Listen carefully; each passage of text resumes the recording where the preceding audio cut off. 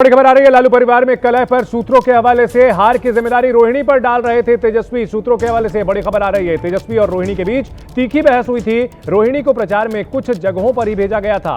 बहसबाजी के दौरान तेजस्वी ने रोहिणी पर कटाक्ष किया। तेजस्वी ने कहा, तुम जो चाहती थी वो हो गया। तेजस्वी ने कहा, तुम बहुत खुश हो रही होगी। तेजस्वी से बोली रोहिणी, तुम्हारा व्यवहार ठीक नहीं है। सूत्रों के हवाले से बड़ी खबर आ रही है। रोहिणी ने कहा, मेरे दिल से बद्दुआएं निकल रही हैं। रोहिणी ने कहा, घर की बेटी का अपमान कर रहे हो। साथ ही रोहिणी ने यह भी कहा कि अभी तुम्हें और बद्दुआ लगेगी। तो भाई और बहन के बीच जोरदार बहस हुई है, ये जानकारी मिल रही है सूत्रों के हवाले से।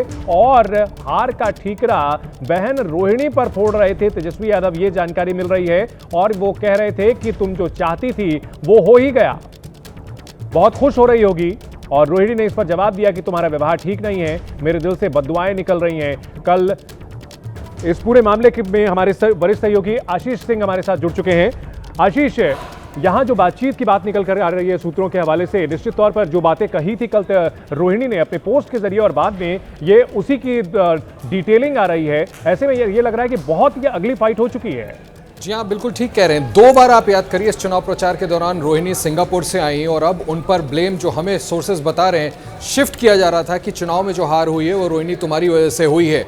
उस रोहिणी आचार्य को ब्लेम किया जा रहा था जो हमें सूत्र बता रहे हैं, जिनको सारण तक सिर्फ एक बार उस दिन प्रचार करने के लिए भेजा गया जिस दिन अखिलेश यादव आए थे। उसके अलावा चंदन, आपने प्रचार में मुख्य भूमिका निभाते हुए उनको नहीं देखा। एक आध छोटी जगह उनको भेजा जा रहा था। और ये बड़ी बात है, बहुत चौंकाने वाली बात है कि जब ये तीखी बहस हो रही थी तो पूरा ब्लेम तेजस्वी यादव, जो सूत्र हमें बताते हैं, उन पर शिफ्ट कर रहे थे। यहां तक कहा कटाक्ष करके कि जो तुम चाहती थी आखिरकार वही हुआ।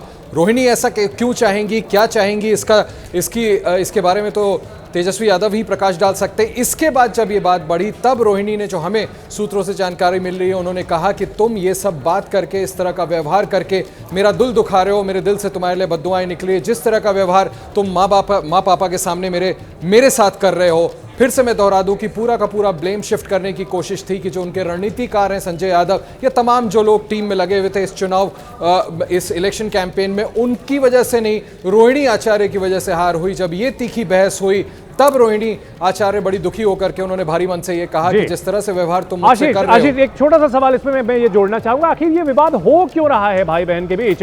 वो रोहिणी जो ये कह रही थी कि तेजस्वी उनके बेटे की तरह हैं, आखिर ये विवाद हो क्यों रहा है? देखिए, ये बड़ा महत्वपूर्ण सवाल है। ये विवाद इसलिए हो रहा है, बिल्कुल स्पष्ट है, क्योंकि परिवार के एक नहीं दो सदस्यों ने एक तरह से अब तक खुल करके कह दिया है कि उन्हें तेजस्वी यादव के जो सलाहकार हैं संजय यादव की अनड्यू इंटरफेरेंस, जो कि उनकी तरफ से बताया जाता है, वो कबूल नहीं है। ये आरोप लगाया जाता है कि उनका पूरी तरह से वर्चस्व इतना ज्यादा है कि अब परिवार के लोगों का भी तेजस्वी यादव के साथ शायद उतना एक्सेस या उतना प्रभाव नहीं रहा जितना कि संजय यादव का है। तो ये सब कुछ खुल करके, जिनको लगातार निशाना बनाते रहे तेज प्रताप यादव, जो तेजस्वी यादव के बड़े भाई हैं, अब रोहिणी आचार्य ने, जिस तरह से आपको याद होगा वो तस्वीर जब बस में आगे बैठे हुए थे रथ में संजय यादव, उस पर उन्होंने सवाल खड़ा किया था कि आखिर वो व्यक्ति कैसे वहां बैठ सकता है जो सीट बस के आगे वाली या तो मेरे पिता लालू यादव या फिर तेजस्वी यादव की थी। तमाम और इस तरह की बातें पहले भी सामने आई हैं। तो मुख्य वजह जो आपके सवाल के जवाब में मैं कह सकता हूं वो यही है कि सभी लोग संजय यादव की अनड्यू इंटरफेरेंस से दुखी हैं और इस वजह से ये विवाद बढ़ता जा रहा है। बिल्कुल, बहुत शुक्रिया आशीष इस पूरी जानकारी के लिए। तो यहां लालू परिवार पर में लगातार ये जो कलह है वो बढ़ती चली जा रही है। इस बड़ी खबर पर अपडेट हम आपको देते रहेंगे।